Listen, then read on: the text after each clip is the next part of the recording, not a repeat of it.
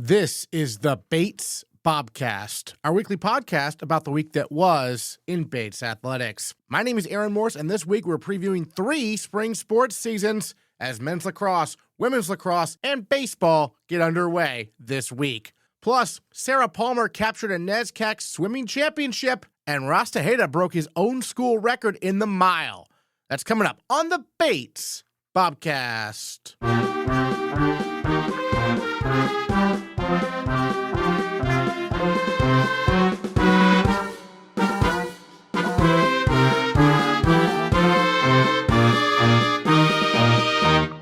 The Bates women's basketball team is 21-3 and 8-2 in NESCAC play, entering the conference tournament, which begins this Saturday when the Bobcats host Hamilton at 2 p.m. in Alumni Gym. Bates split a pair of road games last weekend, falling at Connecticut College on Friday before bouncing back to beat Tufts on Sunday. They are currently ranked 17th in the D3Hoops.com Top 25 and 13th in the Women's Basketball Coaches Association poll. On the men's side, the Bobcats finished the regular season with an overall record of 17-7 and 5-5 in NESCAC play. They beat Connecticut College on Friday before falling to a nationally ranked Tufts team on Sunday. The Bobcats are the 5th seed entering the conference tournament, and they travel to Amherst to take on the 4th-seeded Mammoths on Saturday in the NESCAC quarterfinal.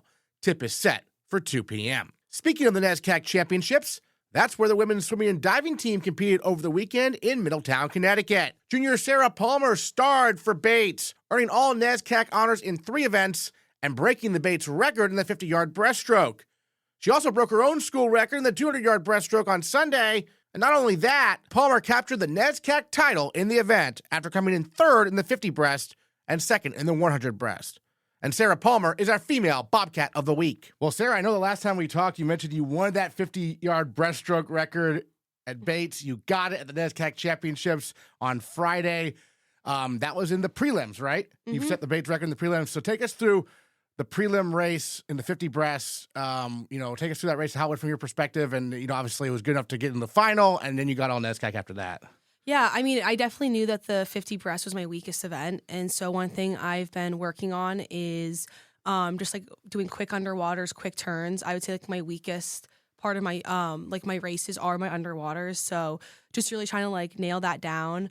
And I was just happy that I could, go fast in the morning. So I knew I was going to make it back again at night. And then at nighttime for the finals, I would say I was just really focusing on, I would say staying, not looking at the people next to me. I think sometimes I look out of the corner of my eyes and I see people either pulling ahead or pulling behind. So I start spinning my arms and trying to go through it really quickly. So I would say just trying to focus on my own race and do what I know I've been working on at practice. Well, it must have been a nice feeling after the first full day, basically, to already have gone on NESCAC like you wanted to and to break the Bates record. I mean, It's like, oh, wow, we still got 2 more days to go, but this is already a successful weekend, right? Yeah, I mean, I was really in my head about it. Last week I got the flu, so I was out of the pool for about 4 days. 2 of those days I had a really high 102 fever, and so I was really in my mentality going into this meet was, just try to help the team out as much as I can, and I knew that I trusted my coach's trainings and the plan that they had throughout the whole year. But I was really surprised that obviously it ended up being great. I felt rested. I would say the whole women's team definitely had a cough going through the meet. On the bus ride, bus rides to and back, everyone was coughing. But the fact that we all swam that good was really impressive. And then on Saturday, you got runner-up in the 100-yard breaststroke to a swimmer from Colby, who I know was also in the 200 breast with you also. Mm-hmm. I know Bates and Colby is a rivalry. Do you know this other swimmer or no? Yeah, I worked really hard to create a friendship with her. So before races, I'm always kind of hey, you got this, good luck. I like to play mind games a lot too. So before the 200, I was talking to her a lot, oh, I don't know how I feel about this, and trying to really psych her out. And I honestly got her to be yeah, I'm just gonna cruise through this. I'm done with the meet. So I would say yes, we're friends, but I do still try to play mind games and get in her head a lot. Well, in the 200 breast, it worked. I mean, you won the conference championship. I mean, going in, was that the event you were maybe most confident in? Because I know you're really good at closing strong, which I saw the video. I mean, you were maybe in 3rd or 4th for a while, and then you just closed out. Yeah, really I well. mean, the whole time I was swimming, my whole team was cheering, which was really it was really like cute. I don't know. I could see like my whole like women's team like on the other end of my lane, and they're all like pointing. Like they kept pointing to like the left, and they were like, look down there," and I was like, I don't know what they're talking about. But yeah, definitely when I saw the race back and I saw like how far behind I was, it kind of made me nervous. I was like watching. I was like, "Come on, Sarah, like you got this." Like I didn't know like how I was gonna like close out, like finish the race, but I just did what my Peter Casares was telling me, which was really hold my underwaters longer. I would say I sometimes like to rush my pull out and then come up really quickly. So I really worked on staying underwater as long as I could to like save some energy. And obviously, the 50 breast is not an NCAA event, so it's 100 and the 200. Are you pretty good individually to go to nationals in those? Yeah, so I would say I think after this weekend, I think I was like 4th or 5th in the 200. I'm not sure how that stands. Yeah. And then the 100, I was like, I don't know, like I definitely was top 20 or 24. So I definitely will be good to make it individually in those events. And yeah, we're trying to get our women's 200 medley relay to go, which is Erin Barasonic on backstroke, me doing breaststroke, Lily Dunn doing butterfly, and Liana Rossman doing freestyle. And that's a really good group of people. There's one person from every class here, which is kind of nice. So we have like me and Leon are the upperclassmen, and then we're trying to like take these freshmen and a sophomore underneath her wing and like teach them, like trying to make it fun. We're here over break, so do like fun things. I was going to say that race, because in the actual NESCAC championships, the actual event for points, I guess the touchpad didn't work or something, so your time was like a judge's time, and you were close to a B cut in that one, and then you got a B cut in the time trial. But tell me a little bit about that and having to race the very next, I think it was the very next day, right? Yeah, I mean, I definitely was in my head about that too, because that was the same day as my 200 breaststroke. Yeah. So it was a lot. I really wanted to do a really good 50 split for the relay, but I also had to focus on my 200. I didn't want to tire myself out. And those are, again, 2 different races. So before I was like warming up, I was like, should I warm up like my sprint speed, like my fast twitch muscles, or do I like focus on only my 200? But yeah, I would say we got the B cut. So we went like 143 like high, I would say. And so we're 20th right now in the country, but we have a whole other there's a whole other weekend now of races of other D3 women's like college teams. So we just want to try it again at Colby this Sunday in between sessions. I think it might be around like 1 or 2 o'clock on Sunday, this coming up Sunday. So yeah, we're going to try to drop a few tenths, maybe like leave the blocks really close to maybe like enough where the officials are like, oh, is that a false start or not? But enough where we can gain some time there. Yeah, really put it all out there on the line, right? Yeah. What's the difference between like swimming a time trial like you did on Sunday versus, the actual race in the NESCACs? Is there a difference really? Does it feel different? Like there's fewer teams, right? Yeah, I would say like it definitely feels different. I'd say like the time trial I think is more nerve-wracking because you have all these schools like looking at you at once, and like they all see like they're like and we did the time trial with Wesleyan,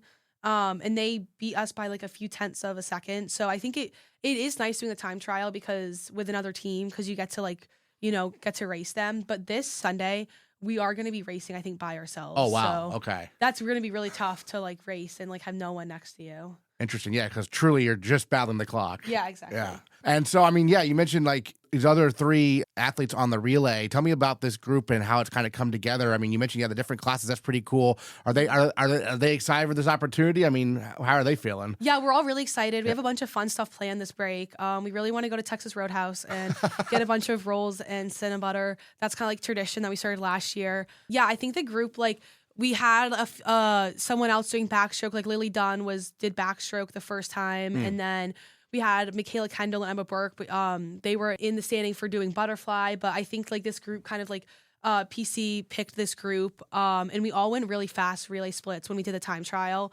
But yeah, I'm really excited. Everyone's really eager to swim again on Sunday. I think that's mentality is a huge thing because we just came back from a meet and we're all really exhausted. But we all have a really good like mentality about it. So I think we're just like really like excited to see like what we can do. Yeah, because it's a 200-yard medley, so you're still with the 50 breast kind of mentality now, even though that's not an NCAA event. This is 200 medley where you're swimming that portion.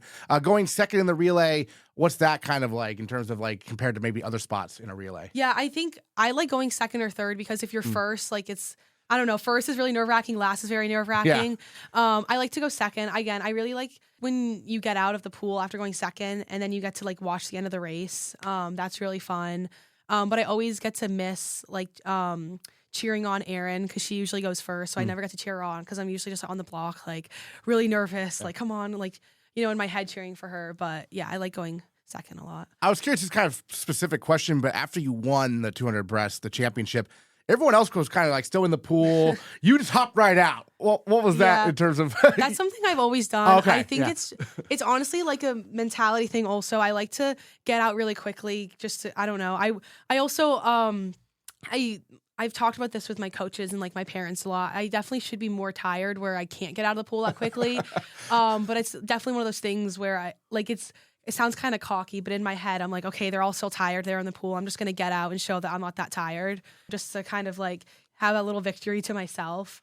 But yeah, I've always gone out of the pool really quickly after my races, just kind of to help my like mental state, I would say. Well, you're a mathematics major, but it sounds like you might be majoring in psychology. No, I know. I'm very into all the mind games and head games when it comes to swimming. I'd say swimming is like 80% mentality, really, when it comes to these meets, because you do your training all year long, and when it comes time to a meet, there's nothing else you can do. So it's all just mental games. And so when it comes time to about to race, so Carter Roebuck, she won the 200 breaststroke last year. Mm-hmm. And before she swam, I was like, hey, like it's just 200, right? Not 100. Like I was really trying to like get in her head a lot. And so I hope that did something. She's with Williams, right? Yes. Yeah, okay. So you're very familiar with their competition. Yes, obviously. I am, yeah. It'll be fun probably to swim against them again at Nationals, right? Yeah, I'm going to swim against them again at Nationals. Yeah. I'm honestly really excited to swim the 200 breaststroke again because I have a different race plan that I really excited to try out. I'm going to like, really like try to take it out quicker, sooner. Because I would say like my like specialty is I like to save it all to the very end. Sometimes it doesn't work. I would say I was really disappointed in my 100 breast because I kind of waited to the last like minute or the last like 25 yards to go fast. And sometimes that like doesn't always work. So yeah, I'm excited for Nationals to try new things. And in terms of this weekend at Colby, I mean, when are you going to go up there? Because obviously the men are going up there pretty soon. Are you going to go up there just the day of or? Yeah, I think we're definitely going to go like Friday and Saturday to cheer for finals. I think we might practice on Saturday there. And then I think Sunday we're just going to drive up like right before, like probably an hour or so before so we can like warm up and get our suits on and then it's showtime. But it sounds like you're going into this with the mentality of like, we're just going to go all out and not, not feel any pressure. Because you've done, you're already top 20, but it's a chance to, cut more time off, right? Exactly, yeah. It's honestly just like an opportunity. So I would say like, hopefully that helps us like go even faster because we don't have that like pressure on ourselves. Great. Well, any other thoughts you wanted to share about NESCAC? Anything else that kind of stood out, as one of the swimmers there in terms of the event and everything for the team? Yeah, I mean, I would say we placed 10th overall. But I would say that was the best NESCACs I've had since being here. The team environment was great. Everyone was cheering every race. There was never a race where everyone was sitting on the bleachers. The whole women's team just did so good. We had really great times. I think there was a list of all the NESCAC lifetime best by team. And like Middlebury and Bowdoin, they only had like 22 lifetime best. Bates had 39 lifetime best, which is just an insane number. And so it definitely was also really fun to all my friends that were like abroad came back and they got to swim. So yeah, definitely it was just like a really great team environment and like culture. I'm really excited for next year. I think we had really great freshmen this year, like step up to the plate. So I'm excited to see what they do next year. And I'm excited for the incoming freshman class, to see like what they bring. Excellent. Sarah Palmer, she holds all the breaststroke records now here at Bates, and she is the 2026 NESCAC champion in the 200 breast. Looking forward to seeing what the team can do in the relay there at Colby this weekend. And thanks so much for joining us on the Bobcast. Yeah, thank you. The track and field teams competed at 3 different meets over the weekend, and you can find full recaps of these meets at gobatesbobcats.com. But the headliner came at Friday's Valentine Invitational, as senior captain Ross Tejeda broke his own school record in the mile for the Bates men's track and field team. His new mark of 4 minutes, 6.73 seconds is the 14th fastest in all of NCAA Division III this year. And he is our male Bobcat of the week. Well, Ross, once again, a mile record for you, 4:06.73 down there at the Valentine Invitational, the same meet where you'd set the school record the previous year. But, take us through the race there on Friday, right? Yeah, Friday. It was a good race. Started out in the barrel, so for those who don't know, that's like when you're kind of in the outer lanes, you have to start a couple meters ahead. And it was a bit of an advantage because you go through the first kind of like 150 meters, and then you collapse into lane 1. That gave me a strong advantage to kind of get myself in strong third place position for most of the race. And then from there, it was really just about holding on. The big thing is you don't want to catch an elbow first couple of laps, and pretty much from there, it's all about fitness and just sustaining the pace. Well, yeah, and that me in particular, I mean, you're racing against Division I runners, right? I mean, what's that experience kind of like in terms of the speed, you're seeing there? Yeah, I mean, it's really easy to get psyched out by all the, the different schools out there. But I think, I've been doing this for about 3 years now. I've just been, you kind of learn to make friends, and a lot of those guys are like peers of mine. We might be at different schools, but I've raced against a lot of those guys so many times. So it's pretty normal nowadays. Yeah, and this is the kind of meet where you go in thinking you're thinking school record right off the top, right? Because it's such a fast track. This is the meet to do it at, right? 100%, 100%. I mean, I had been dialoguing with my coach for several months now. We had been dialing in the pace. He's been doing such a good job on the training front, making me hit the paces, hit some 400s so that we can dial in that 30, 31 and a half kind of pace. And ultimately it paid off, all that consistency and discipline, and give it up to him for that. Yeah, I was looking at the rankings. You're 14th in Division III right now in the mile, right? Where's that? That's pretty good for a Nationals invite. Yeah, 14th. It's a strong position. I mean, a lot of the top guys, I believe it's like some 404s. I think the top guy just broke 4. I saw that. Two guys broke 4. Yeah, 2 guys broke 4. Yeah. So it's going to be, I punched my ticket to Nationals, but, still going to be a fight for that All-American spot. We're looking forward to seeing the competition play out there. Yeah, certainly. Well, you got the experience of running last year at Nationals. Take us through that experience and maybe what you learned from it. Oh, yeah. Well, I think, the main thing is, I qualified, I'd done the All-American thing in the DMR, but that was very different because you're doing it with a group of guys. So being on your own is a completely different ball game. I mean, they have you in that little warm-up room, and you're just kind of with your competition in like a room almost as big as this one. You're just kind of sitting there, jitters. Yeah. And I think coming in as a senior, the novelty of it all is kind of hitting me, and I think that can be a superpower. It's like this is my last time here. I might as well go hard or go home.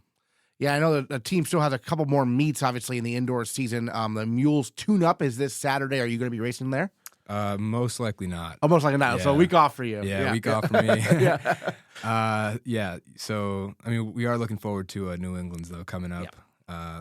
We're looking for a team-first approach there, so they're kind of going to, allocate everyone to the positions to earn the most points as possible. I'll most likely be running the mile on that one, so looking forward to it.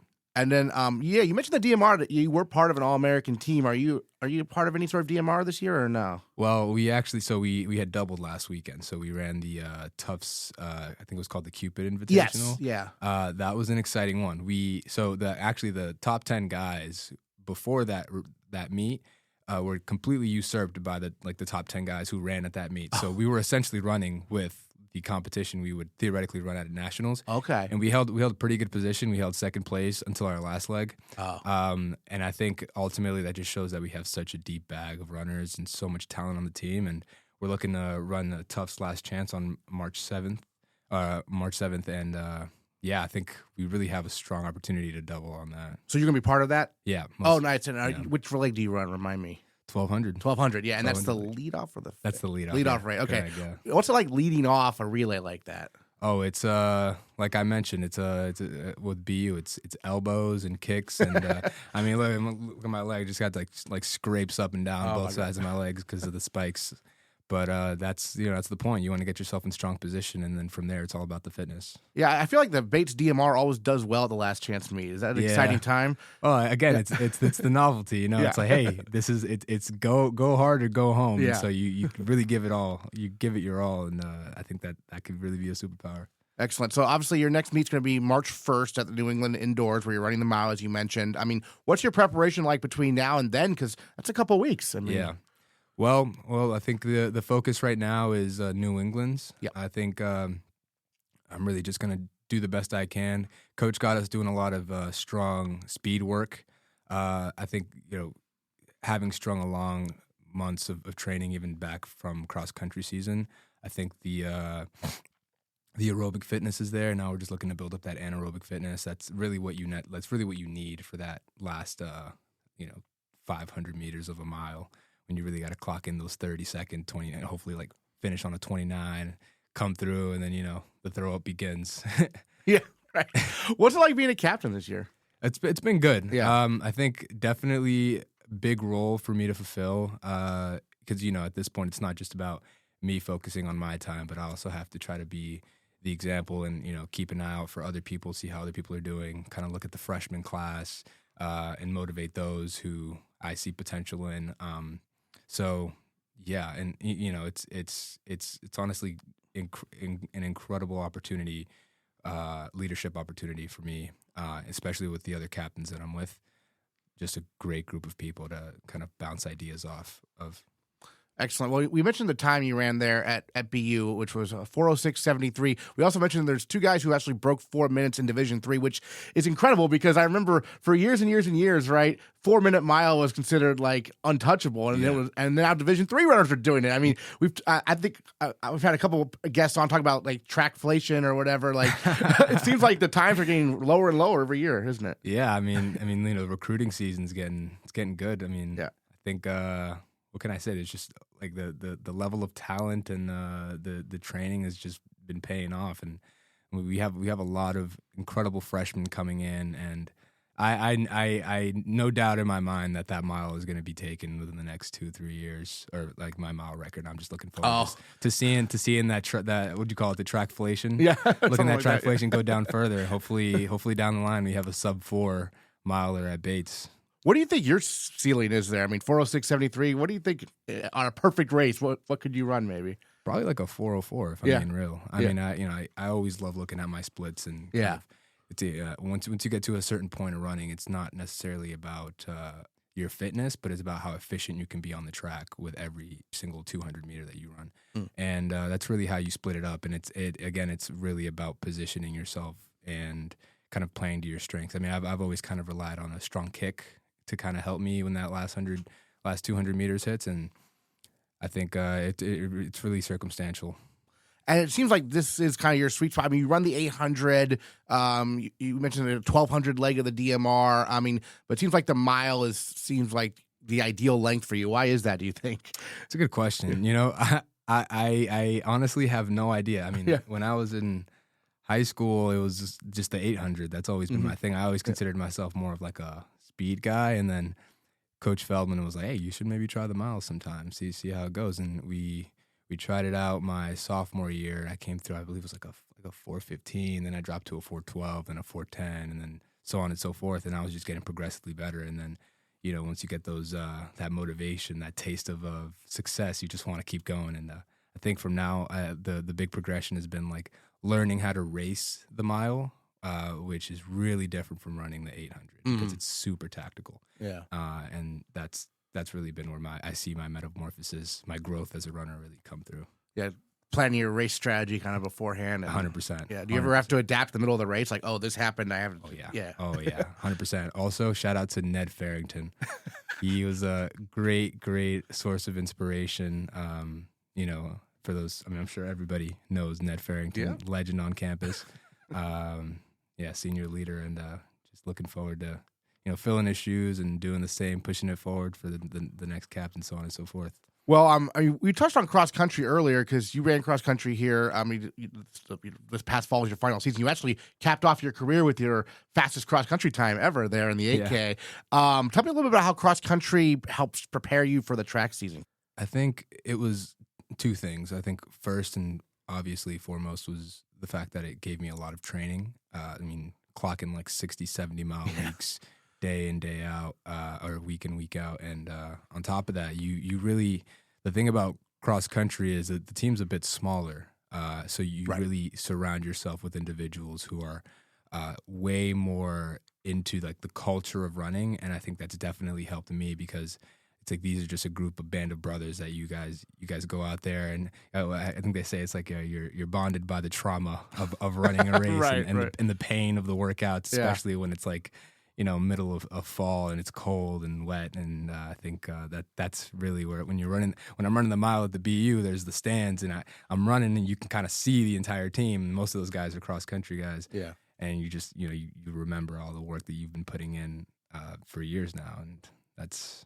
I would say those are the two things that's really helped me. Excellent. Well, looking forward to the New England Championship Sunday, March 1st. They're at the track at New Balance, the majority of it, the heptathlon's at Tufts, but the track at New Balance for New England's on Sunday. How does that venue kind of compare to the BU experience? Well, I mean, I think the main thing is the New Balance track is not as springy as the BU track. Nothing is, right? Yeah, I guess, yeah. Well, there's nothing like the BU track. Yeah. Fastest track in the world.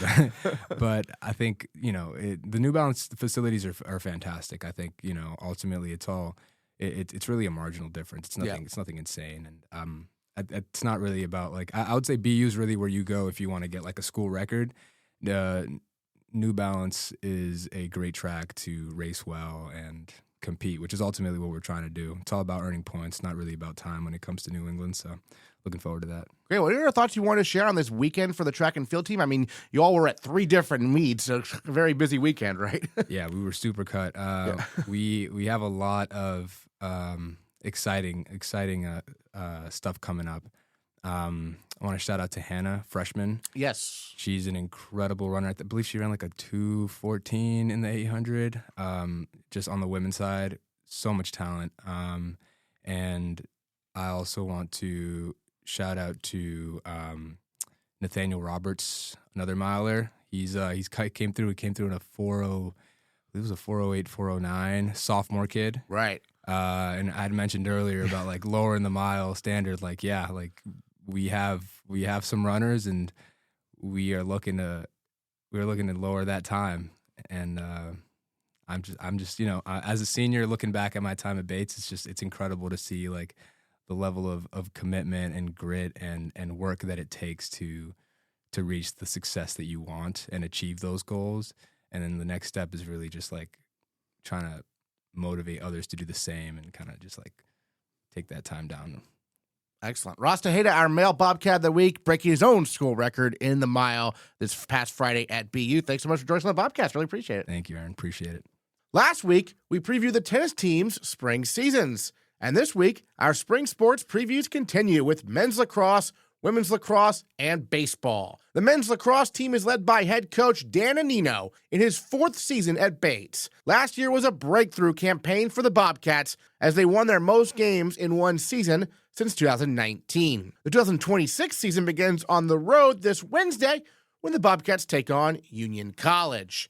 And Coach Annino joins the Bobcast for a full season preview. Yeah, we're excited for a great start to our schedule here, getting a couple great non-conference games, heading out to Union, an excellent Liberty League opponent, a team that was in the national championship game just a couple years ago. So that's going to be a great test for us right off the bat. And then a really strong Keene team that came off a great year last year and have some really good talent, especially at the attack position. So, we're excited to see what we got. We're going to get tested early. We're going to make a lot of mistakes, but what we want to see is, can we respond? Can we learn from those throughout the course of a game, throughout the course of the week, and start building some momentum heading into conference play? Well, I noticed about last year was obviously that it was for the team a big step up, right? A winning record, 9-7, 4-6 in NESCAC. They made the conference tournament as a 6th seed. So, I mean, certainly a strong season. You basically, with maybe the exception of one game, you beat everyone on paper, right? You're supposed to beat, and you couldn't quite beat the top tier team. So what's the next step to get to that? Keep moving up, right? Yeah, certainly. I think in a lot of ways, there's plenty to be happy about from last season. But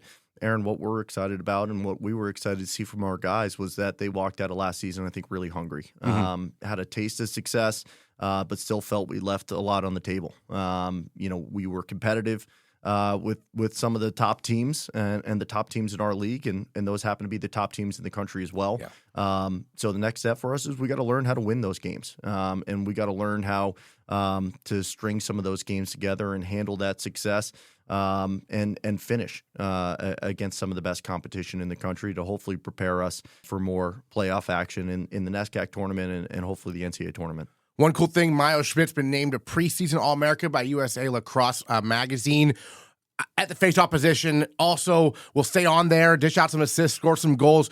What makes him so good? I mean, he was good as a first year, but he really shined last season, it seemed like. Yeah, I mean, he has gotten better every year and learned a lot the hard way his first year and was asked to take on a big role He learned the intricacies of the college game and the nuances of the college game, and also committed himself to his fitness, right? He got more trim.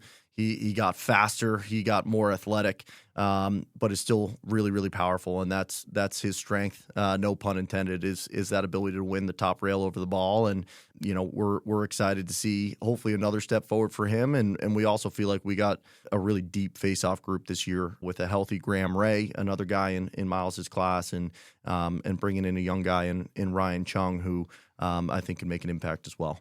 Great, and then your captains are Connor Hartman and Drew McClutchy. Hartman was second-team All-NESCAC last year, had a really good year in the midfield spot. McClutchy is more of a defensive player, right? Tell me a little bit about these two guys. Yeah, those are our leaders, and they established themselves as that.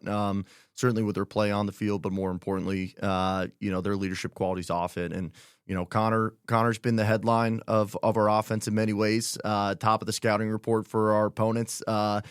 Since his time here, and he's going to continue to be that and continue to draw that attention. And he's learned throughout his time how to be that number one, how to be that alpha midfielder in a lot of ways. And what we're excited about is I think we got some more talent around him. We got some more pieces around him that are going to take some of that attention away, which is going to make him that much more dangerous. And then Drew on the other side, again, a consummate leader, such a smart lacrosse player.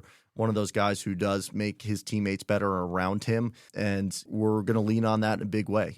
We lost some experience from last year with a couple 4-year starters who have graduated, and some big shoes to fill, and Drew's leadership is going to be crucial in kind of putting those pieces together. Yeah, you mentioned on offense a lot of guys around Connor Hartman who can score. I mean, you look at the stats from last year, a lot of these guys are back, right? Riley McClure led the team in goals with 35. You have Jack Goldbach who had a great year, Gray Doyle, Xander Frey. These guys are all back around Hartman, and those were the top 5 scorers last season. So that's got to be exciting, right? Yeah, I mean, the number, it's something like 80-something% of our point production is back from last year. We have a ton of experience on the offensive end coming back, which is great. I think a couple of those guys, Jack Goldbach, Xander Frey, a couple first years last year, we could see them making a big jump, and and then some guys who have been doing it for a little bit in Gray Doyle.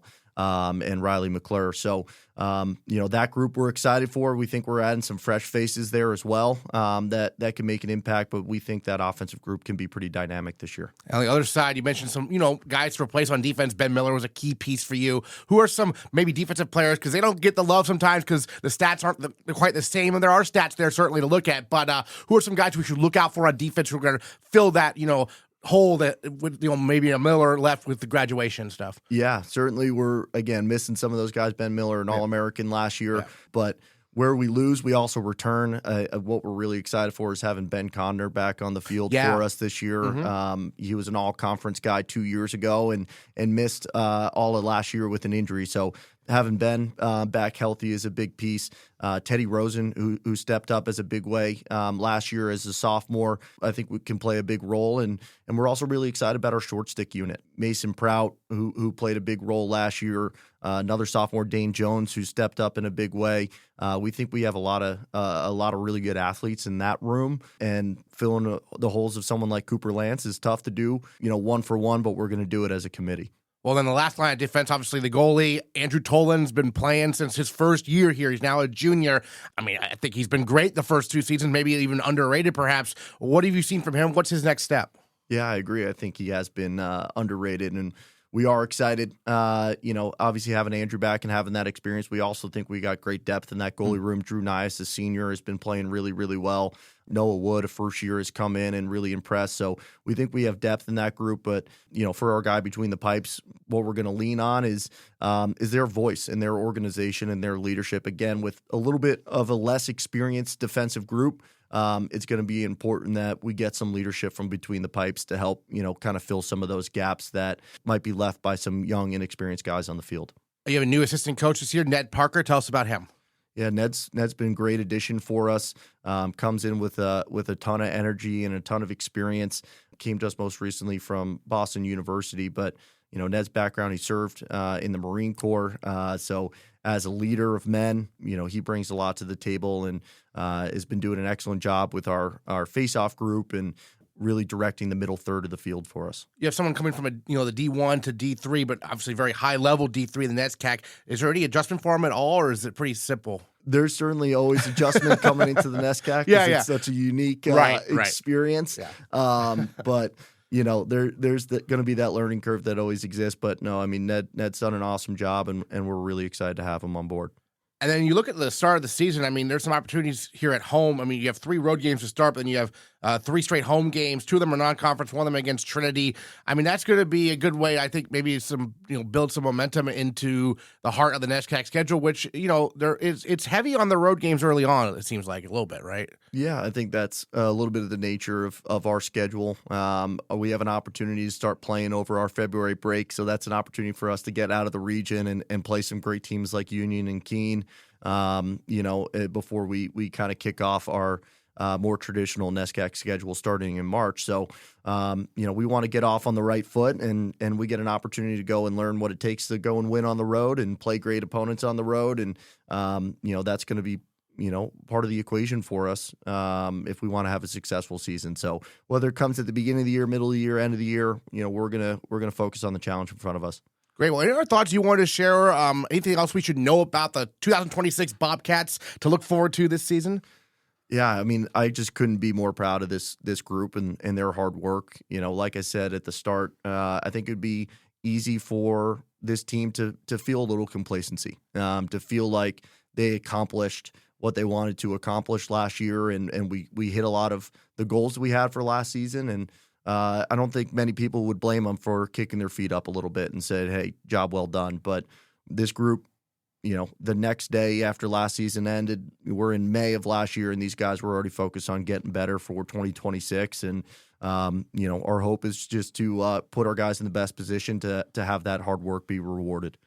Excellent. Bobcats at Union Wednesday, 4 o'clock for the season opener, their home opener. It's not till March, but put on your calendar, March 3rd, a Tuesday night, 7 o'clock against Emerson at Garcelon Field. Dan Annino, thanks so much. Thanks, Aaron.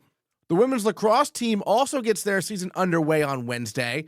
Although if you are on the East Coast, you'll need to stay up late to watch the Bobcats as they are in California to take on Claremont Mudd Scripps at 10 p.m. Eastern Time, 7 Pacific. Head coach Princess Zabel begins her second year at the helm of the program. Last year, your debut season with Bates. Tell me a little bit about that experience in terms of your first year here. What did you kind of learn? It was your first year in the, as a head coach here in the NESCAC. What did you learn about that experience that you're applying, to year 2, perhaps? Yeah, last year was a whirlwind. I showed up the first day of practice, and the women had to adjust to who I am as a coach, and we both had to learn each other. So it was a lot of fun. I learned a lot about the competition in the NESCAC, the rigor in terms of the academic piece and how that plays a role on how you perform on midweek games, right? So that allowed me to kind of take a step back at the end of the season and think about, okay, what are the things we need to focus on to help us elevate even more. Great. And then we have an opening trip here Wednesday, February 18 at Claremont Mudd Scripps, and then Friday, February 20 at University of Redlands, a couple of teams out in California. So last year, your opening trip was down into the D.C. area. This year, you get to go all the way to the West Coast. What are your thoughts on this opening trip for the team? The team is very excited. Yeah. They are beyond thrilled. Aaron, would you like to know how this trip came about? Yes. Okay. So last year, we were on the bus at Catholic. We are getting ready to get off, and one of our players is from California, Caitlin Quinn, and she's like, Coach P, can we go to California? Again, they're trying to get to know me. They're trying to gauge my sense of humor and things like that. And she was like, well, if we beat Catholic, can we go to California? I was like, yeah, of course. Yeah. All right. And they won. Right. We won. Yep. So first thing after the game, she's like, we're going to California. And so it was just fun because she was a freshman at the time, and freshmen sit right behind the coach. So her and Mika Bernard were as they would say, trolling me, but just trying to gauge who I am, and that was their way. And now we're going to California, so that's how the trip came about. But in terms of the outlook there, we're being very intentional in how we're preparing. This is a long trip. Yeah. Right? We've got to adjust to the time zones. We're playing at 7 p.m. PST. Yeah. And that's 10 p.m. EST. So it's just a lot of the things we're thinking about and how we're planning that trip. But we're excited. Those are 2 strong programs. And so, yeah. Funny, yeah, you have one night game and one morning game. It's kind of Yes. interesting. Yes, it is. It's interesting because Redlands, they're out in the desert. Okay. Yeah. So, the heat. And then CMS, they want a night game. Yeah. So we are their night game, which is our bedtime. So we're excited about it.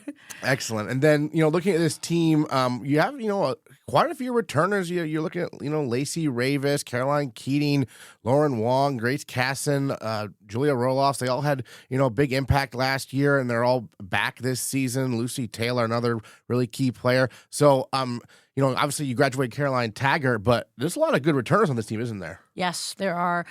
We have a lot of veterans on the offensive side.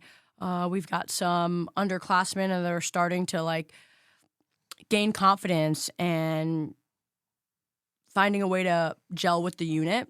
So we're energized about this offensive group for sure. And in terms of not to go too X's and O's, but what kind of system are you looking at? What are you looking from the team? What's the key to running a good offense in your mind? Chemistry. Yeah. I think across all sports, chemistry is the key. So that's what we've been working on, just repping it out and getting comfortable with each other, knowing each other's tendencies. And then you look at your returning leading goal scorer is Lacey Ravis. Tell me a little bit about her next step, maybe in her development. If you look back, Lacey made a huge jump last year from her freshman year, right? Yeah. She really focused on getting more assists, and you can see that number almost double. So for her, we are sitting down and we're having those conversations in terms of what's that next layer look like for you? So, obviously goals, assists, cause turnovers in the ride, getting more opportunities, and just gelling with the unit and allowing the unit to excel as well. And then defensively, we definitely want to talk about the defense because, they don't necessarily have all the stats you can easily look at. There's cause turnovers, there's ground balls. But tell me a little bit about the defense and what you're looking forward to from them. This year, we want people to feel uncomfortable when they play us. Mm-hmm. So that's been a huge emphasis in practices and our chalk talks. And so, we want to be aggressive, we want to be fast, and we want to be on their hands. You mentioned the NESCAC being so difficult. Well, I looked at the preseason polls, and, the top 3 ranked teams in the country and the 5th ranked team in the country are all NESCAC teams. And so that's a gauntlet of a schedule. I mean, it's mixed in throughout the year, too. So what are your thoughts on, this conference and, the gauntlet you kind of go through, I guess? That's the NESCAC. Yeah. That's the opportunity we have being in this league and playing the best teams in the country every day or every game. So we're prepared, we're intentional, we're locked in, and we're ready to compete. Yeah, first-year group, maybe tell me a little bit about your incoming first years and what stood out about them, perhaps. This first-year group, they're very hungry. They are fast. They have a high IQ. And they're just good human beings, and they're going to help enhance our level of play.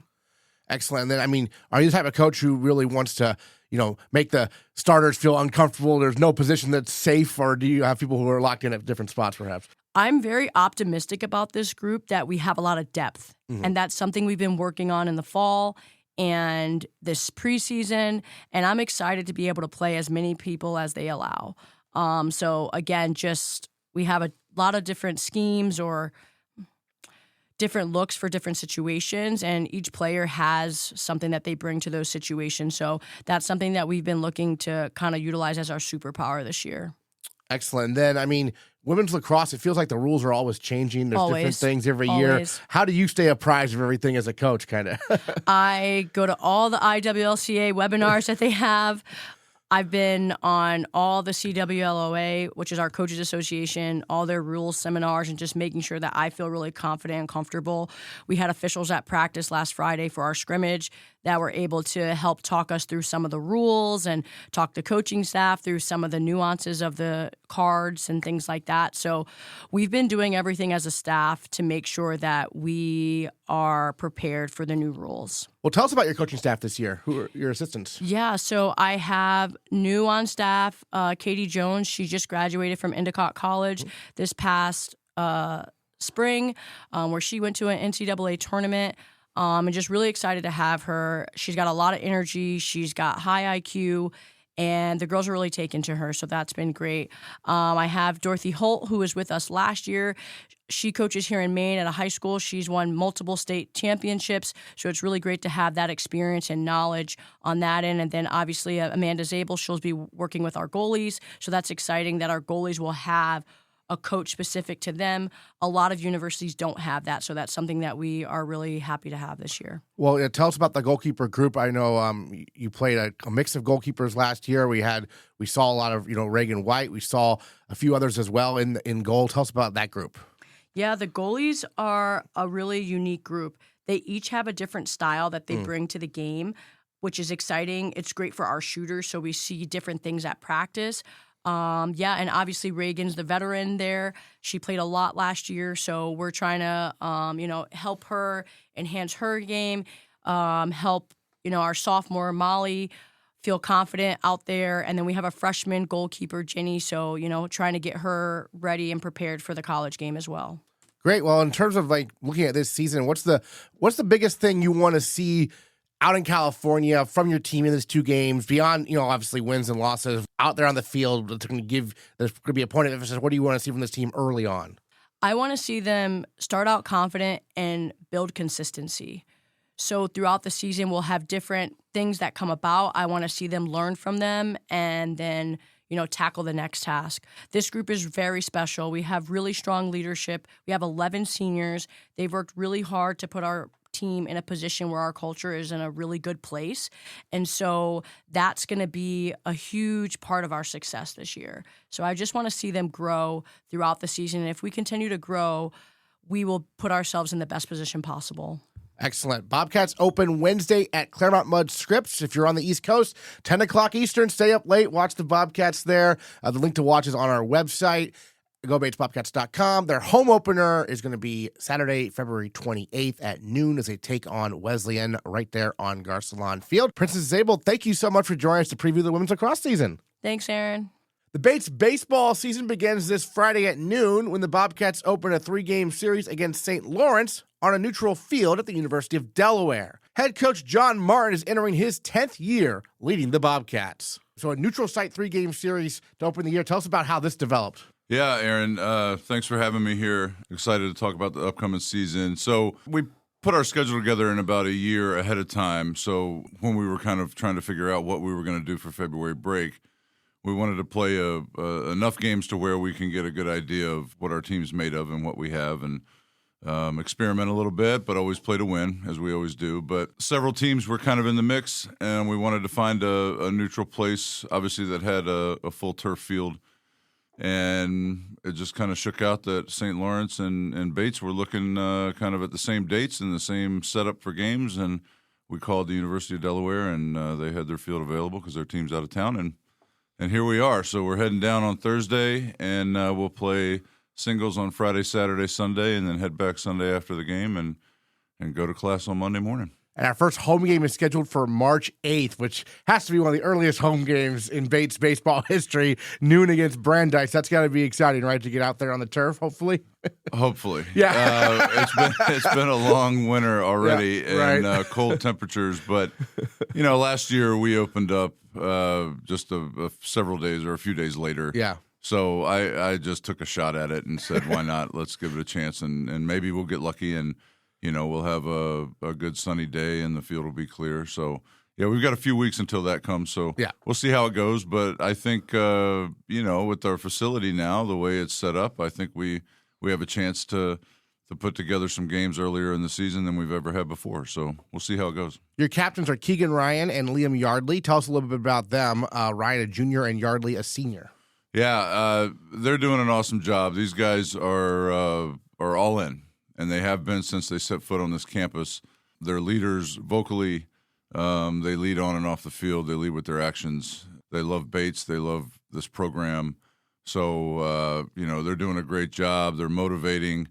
They hold other players, myself included, accountable they're exactly what we want on the field to lead this program for the season coming up. Well, Ryan obviously plays a great center field. At the top of your lineup, and this is one of baseball's great oddities or so many different stats, he gets hit by the pitch a lot. He gets on base any way he can. Is there an art to that? Well, yeah, I mean, he's, I wouldn't say that he gives himself a lot of room off the plate. He kind of crowds it a little bit at times, and he's just kind of got a magnet. I mean, Liam is similar too. I mean, even as a catcher, he gets hit with foul tips all the time and gets hit with pitches all the time. So, it's something that we push as part of our philosophy is find any way to get on base, compete at the plate, and do your job and find a way to get on. And if you get hit by a pitch or you draw a walk or an error, we'll take anything we can to find a way to get to first base. In terms of the pitching staff, I mean, John Tully and Diego Sarabia, these are two guys who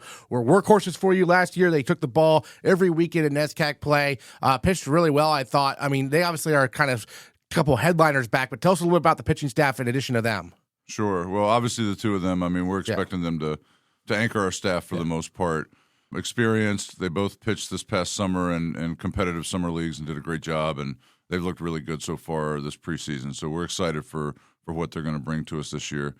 We've got some returners coming back some that I'm excited for, and some that I'm expecting to take a step up this year from years past. So obviously another senior that we have on the staff is Max Dio, primarily a reliever but hard thrower. He's just got to go out and compete on the mound and enjoy it and be in the moment. And if he pounds his zone consistently, he will definitely get plenty of appearances. Nolan Hobbs, Theo Zachariah, Kenny Carlisle, 3 juniors that we're looking for to come out. And then we got the 2 Charlies also, right? Charlie Cariello and Charlie Bushley, 2 big right-handers that we know can compete. We're excited to see what they can do. And, kind of a sleeper that wasn't around last year much because of an injury, Ezra Pate, who's also a sophomore, has worked so hard to get back from an injury that he had, and he's looking really sharp too. So we're excited for our staff. I think we've got some good front-end pitching. We also have a good relief in the bullpen, and I think that we go out and we compete and we throw strikes and we keep hitters off balance, and get their timing mixed up a little bit. I think we'll be in good shape. So I'm excited to see what the staff is going to bring for us this year. You mentioned Ezra. I believe his grandfather, he comes from a good baseball line. I think his grandfather's he's a legendary coach, right? Yeah, Skip Burtman, who was, a legendary coach at LSU. Yeah. National championship winning coach multiple times. I mean, when I was growing up, he was like the pinnacle of college coaching, and that guy is anybody that's in college baseball knows Skip Burtman. So definitely comes from a good family line of baseball. So knows the game well, has a big heart. It's be exciting to see what he does this year. And then looking at the infield, I mean, obviously Gibby Sullivan kind of anchors it there at shortstop. Tell me about some of the infielders you expect to see in the mix. I know Joe Yuxall got a lot of playing time late last year, especially. Yeah, Gibby obviously is a mainstay in our lineup. He can play infield, he can play outfield too. Did play shortstop a lot last year, but I think we can kind of move him around a little bit. Kind of a universal utility kind of guy. Yuxall, same thing. I mean, he's great defensive second baseman. I think second base is primarily his position, where he'll kind of fit in. Tyler Tucker, another one that has looked really, really good defensively in the infield. John Federico, and then David Swift also at first base. I mean, Swifty plays a great first base defensively. So I like our infield a lot. I think that we're going to catch the baseball, and our whole philosophy is catch the ball, then move it, right? So we want to get the glove on the ball first and then figure out what we do with it then. So we've had a great preseason so far defensively in the infield, and with the new surface on the infield, we can get out and work a lot more than we normally have been. So it's a good infield we've got this year. Yeah, Swift was very good defensively and also very good offensively. He was second team on NESCAC, second team All-State last year, led the team in OPS. His 7 home runs, most by a Bobcat since 2015. So some good power there in the middle of the lineup. It must be nice to have, right? Sure, yeah. He's a good player. He's a good hitter, good defensive first baseman. But, he's going to have some guys around him, too, that I think can really help him out, too. One first year we've gotten, I should have talked about him with the pitching, is Brady Thompson, who is a legitimate two-way player for us. Lefty arm, lefty bat, good athlete, runs well for his size. I think he's definitely a nice piece to our lineup and someone that can help us on both sides of the ball. Yeah, tell me a little bit about that, because I feel like two-way players are becoming more and more common, especially in college baseball, and you hear guys get drafted as two-way players down in the major leagues sometimes, although it's rare they actually get to the major leagues as a two-way player. But is the Shohei Ohtani effect, or what is it? People looking to do both? Maybe. I mean, it comes down to hitting, right? I mean, if you can pitch but you can't hit, well, guess what? Like, you're probably going to be a pitcher. Right. So, but if you can hit, then we'll figure out what to do. So it's one of those things where it's, I want good athletes, and I want guys that have a good IQ of the game and can do a lot on the field to help us win. So, pitch, hit, play the field, it doesn't matter. I mean, whatever your biggest skill set is that you can contribute to our cause, then that's what we're going to use you as. So, but Brady's done a great job so far this preseason. We're excited to see his first year out on the field for us. Henry Prince, I wanted to ask about him because 2 years ago he had a really good rookie season. He hit .344 at the plate, had a .952 OPS.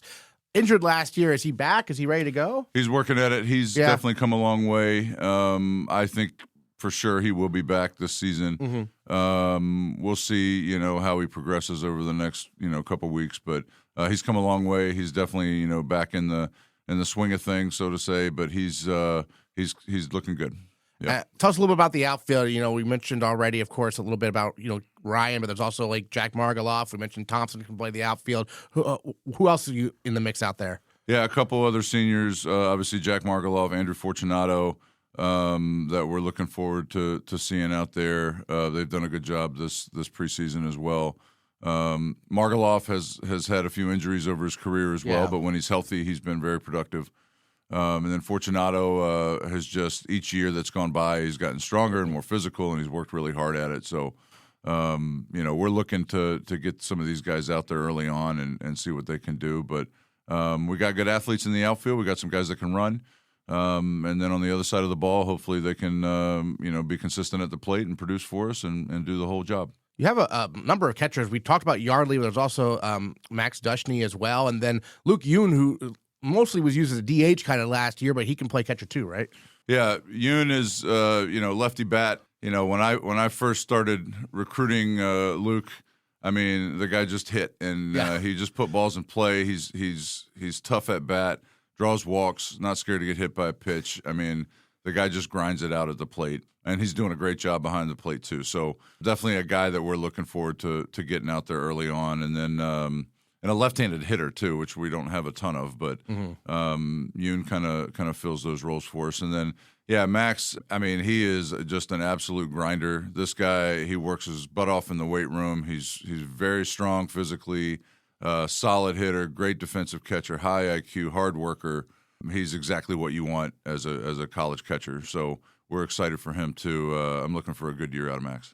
Last year, you guys had 4 NESCAC wins, trying to obviously build on that a little bit. It seems like you're able to get one in each series. The key is to get maybe one more, right? I mean, like, what's going to be kind of looking at this team? What's the next step for them to turn some of these individual NESCAC wins into series wins? I don't really look too much at results right now. I'm kind of into the process of it all, right? So I want us to be consistent every day that we play, right? So I'm not looking at any other games that are more important than others right now. I mean, my main focus right now is the St. Lawrence series coming up and opening day on game 1, right? So when we're kind of preparing, I mean, our whole mindset is we want to play with focus, intensity, and a level of execution that our opponents can't match, right? That's what we talk about every day at practice. So we take one game at a time, and we look to win today. So whoever we're playing today, whatever we're doing in practice today, we want to win today, and then we'll move on to tomorrow when it gets here. So